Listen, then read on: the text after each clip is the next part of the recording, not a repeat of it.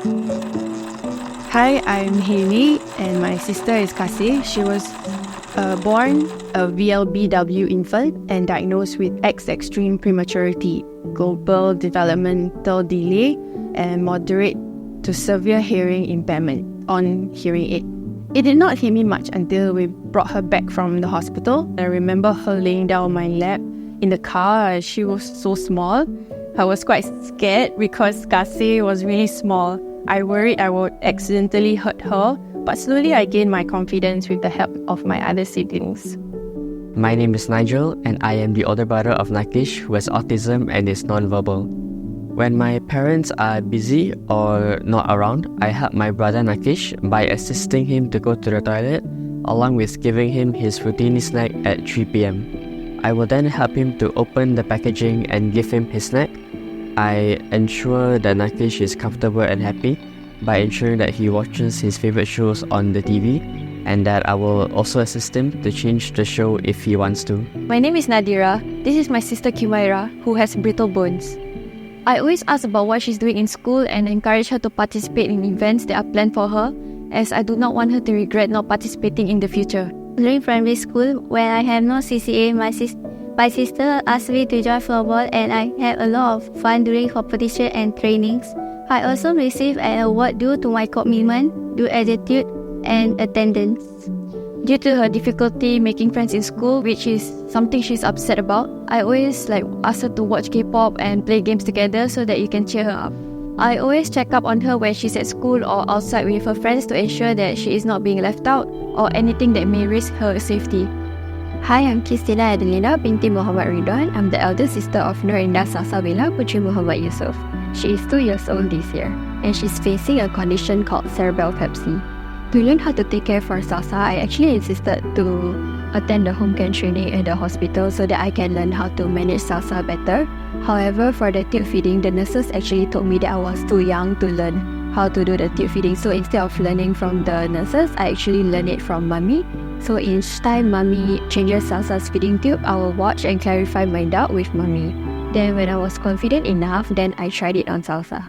Some sacrifices I made while taking care of Kasih was instead of spending time with my friends after CCA or remedial classes, I usually go back home immediately to be with my family.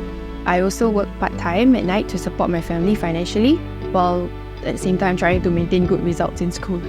Coming back from school, I don't have the luxury of time to do my homework or revise immediately.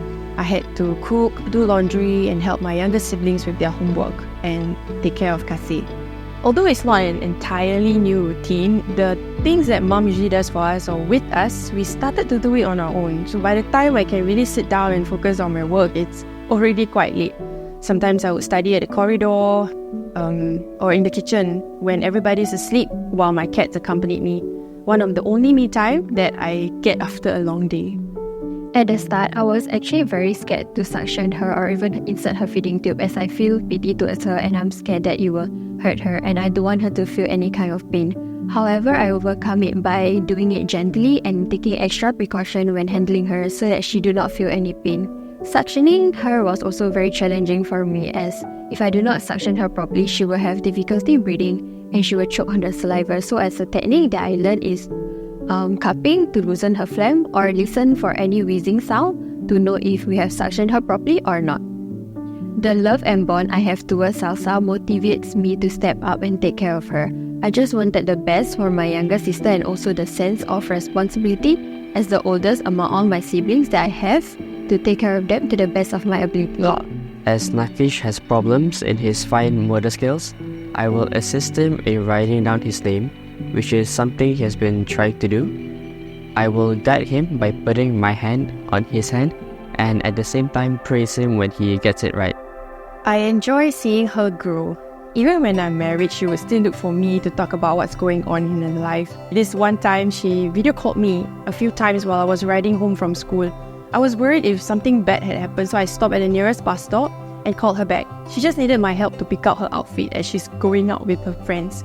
I told her she can make those decisions on her own, but she said my opinion mattered and I was her stylist.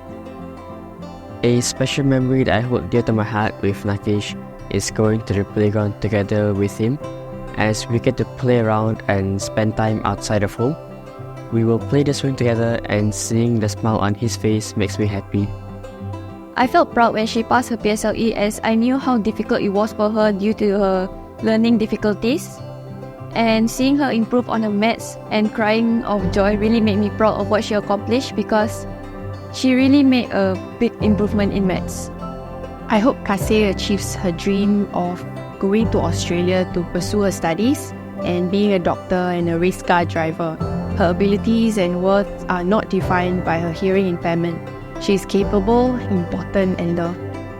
I hope that Nakish would be able to finally speak so that I'm able to enjoy conversations with him and finally get to know what is going on in his mind. I hope that Kimaira continues to be a cheerful person that does not feel disheartened when she experiences difficulties making friends in school due to being insulted or name called previously. And I'll always be there for her no matter what. For an angel baby like Salsa, I can only hope and pray for a miracle to happen for her to be like normal babies. Nevertheless, I just want her to grow strong and healthy. I feel like when Salsa gets older, she will be more independent and will somewhat learn how to manage herself a bit. But that will not stop me from assisting her in every way and also supporting her.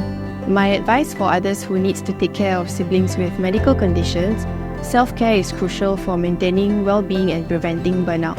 By taking care of oneself first, one is better equipped to support and listen attentively to your sibling, letting them know that you're there and you are there for them and they can depend on you fosters trust and understanding, even if you can't fully understand their experience. Always be patient with them. No matter what they do, understand that their intentions are pure and they do not know that whatever they did was wrong. At the end of the day, you guys are siblings and there is always something to learn from each other every day that you guys are together. Comprehension is very important in communication as you really have to listen to what they're trying to say to help them. And we always have to stick around with them as it is fun to be around with them once you're interacting and playing with them, as everyone is different in their own way and no one should be looked differently just because of their condition. Treat everyone the way you want to be treated. To other caregivers who have siblings with special need, take this as a blessing instead of a burden, as not all families are gifted with an angel baby by God, and always do it out of love.